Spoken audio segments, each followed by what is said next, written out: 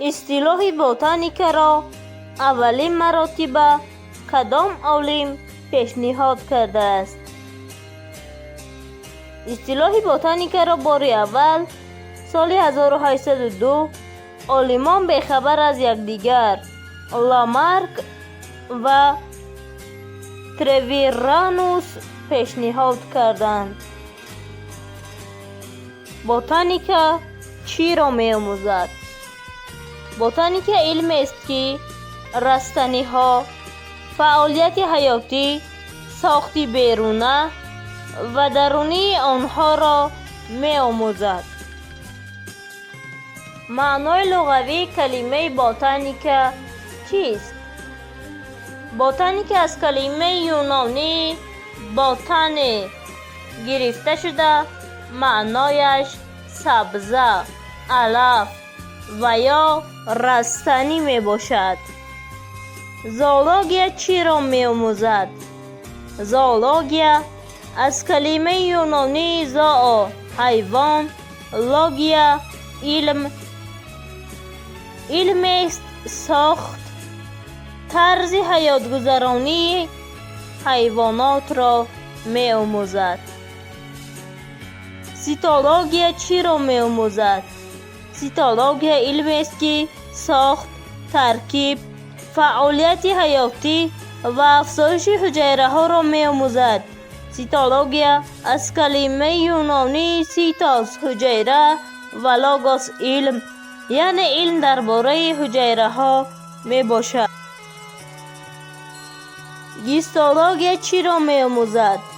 گیستولوگیا یک ساحه علم بیولوژی بوده، ترکیب، ساخت و افزایش بافت ها را می آموزد.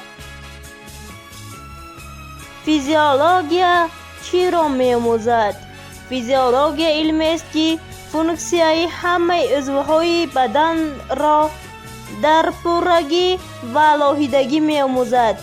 فیزیولوژیا از کلمه یونانی گرفته شده، معنایش طبیعت است. آناتومیا چی را می آموزد؟ آناتومیا علم است که ساخت ارگانیسم آدم را می آموزد.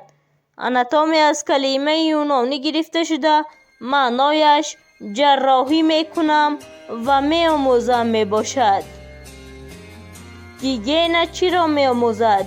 گیگینا شرایط های حیات، مهنت، استراحت آدمان برای نگاه داشتن و مستحکم نمودن سلامتی را می آموزد. گیگینا از کلمه یونانی گرفته شده، معنایش بهداشت سلامتی ارگانیسم می باشد. اکولوژیا چی را می آموزد؟ اکولوژیا علم است که مناسبت بین همدیگری ارگانیسم های زنده به محیط اطراف را می آموزد. مورفولوژیا چی را می آموزد؟ مورفولوژیا علم است که ساخت بیرونی ارگانیسم های زنده را می آموزد. ویروسولوژیا چی را می آموزد؟